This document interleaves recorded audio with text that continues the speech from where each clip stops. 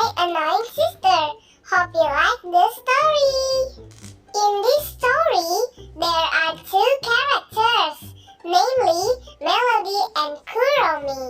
Wow, it's already morning. I have to wake KUROMI. Hey, wake up, KUROMI. Yes, you are just noisy. Okay, sorry, KUROMI.